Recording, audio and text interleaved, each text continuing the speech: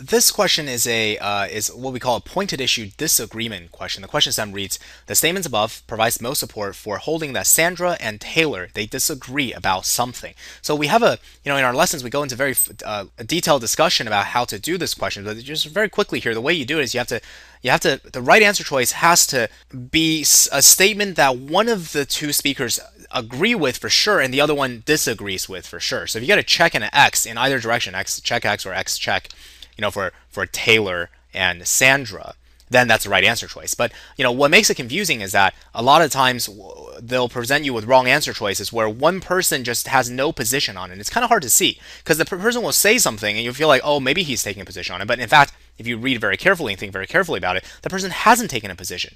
And if a person doesn't take a position on something, then there's no way that you can disagree with that person. I do not take a position on whether McDonald's is healthy or unhealthy. So you cannot agree or disagree with me on that because I haven't taken a position. Right? So that's one of the most prevalent tricks that they use for building wrong answer choices, attractive wrong answer choices. So anyway, so let's read. Taylor says researchers at a local university claim that 61% information transferred during conversation is communicated through nonverbal signs, so like hand gestures, smiles, body language, whatever. Right? That's 61%.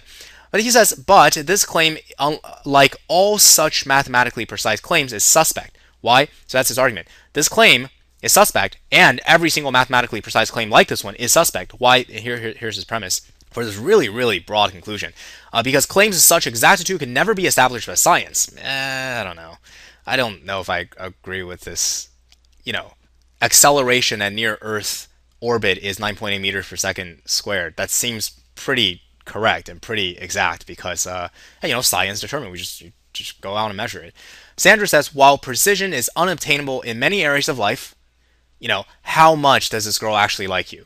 95% of the day, right? 6% of the day. It's okay, probably unobtainable. Probably no such precision attainable. In many areas of life, how much did you enjoy this food? Well, I enjoyed it 80%. Right? That's sort of a weird statement to say, and I suppose it's not precise. It is commonplace in others, like what we just talked about. It is very commonplace in others, like gravity, for example. Right? It is very precise. Many scientific disciplines obtain extremely precise results, which should not be doubted merely because of their precision. So see, the disagreement here is see what's going on here. The disagreement is over whether or not all such mathematically precise claims should be subject to skepticism. Sandra says sometimes it's okay to be skeptical. Other times, do not be skeptical. If we determine it takes exactly 365.25 days for the Earth to go around, that's very precise, and you should not doubt it just because it's precise. Whereas Taylor thinks, all such mathematically precise claims should be subject to suspicion because, exactitude can't be established by science. That's the core of this agreement. Now, see, that renders this stuff just distracting. That's all it is. They introduced this stuff to distract you. Sandra doesn't say anything about this recent. Sandra may not even know about this recent research. She may have been not even listening to Taylor when he was talking to her about this research. But she perked up when she heard him say something crazy like all such mathematically precise claims are suspect, right?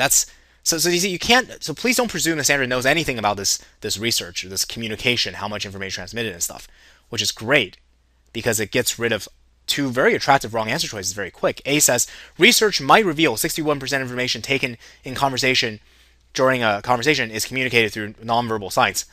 I don't know. Might research reveal this? Taylor thinks that you can't. You can never get this. Sandra, who knows? Do you see Sandra? Taylor. Maybe we can say put Taylor down as a leaning no, right? And Sandra, Sandra's just a question mark because she doesn't talk about this stuff at all. I don't know. Is conversation, information communicated during a conversation? Is that a area of life where precision is obtainable, or is that an area of life where precision is unattainable? We don't know. Sandra doesn't tell us. B says it's possible to determine whether 61% information during conversation is communicated through nonverbal signs. Is it possible to determine? I think I would even go as far as say both people don't express that, because Taylor does say that science cannot determine it, right? Taylor does say that, but this answer choice didn't say it is possible for science to determine. It just says it's possible to determine. Who knows? Maybe some space alien with their super advanced technology comes to us and they tell us, hey, listen up, humans. It really is 61% of the information. Right? At that point, I don't know, maybe we should believe it. It's not because of our science that told us, that determined it. It's because of something else. So they just don't. You just like this is these answer choices are just way off the mark. C says the study of verbal and nonverbal communication is an area where one cannot expect great precision. Taylor thinks, yeah, Taylor is a strong agree. Right, but again, you see, Sandra, she doesn't talk about this. We don't know whether verbal and nonverbal communication falls within the realm of things she thinks is unobtainable in life, or if it falls within the realm of things she thinks it is obtainable in life. Because she doesn't say, so we can't, so we don't. So for Sandra, we don't know. Therefore, this is not a point of disagreement. D says some sciences can yield mathematically precise results that are not inherently suspect. There you go. Sandra thinks this is very good. Many scientific disciplines, some sciences, can obtain extremely precise results and should not be doubted merely on the ground of their precision, whereas he says all such precise claims should be suspect. That's the Taylor says nope, and Sandra says yep. E says if inherently suspect claims are usually false, then majority of claims made by scientists are false as well. What? I don't even know what to do with this one. I don't think any of them would respond. I think actually both of them will respond in exactly the same way I responded to this because I mean I don't even know what this is a conditional statement. If it's true that inherently suspect claims are usually false, then what? If this statement is true, then the majority of claims made by scientists are false as well. That means the majority of claims made by scientists are what? We're assuming that they are inherently suspect claims. I don't know. Do you see? This is way too much. This is establishing a very strong relationship between this idea and this idea, namely that if this idea is true, then this idea is true also. But that's not. They don't talk about this.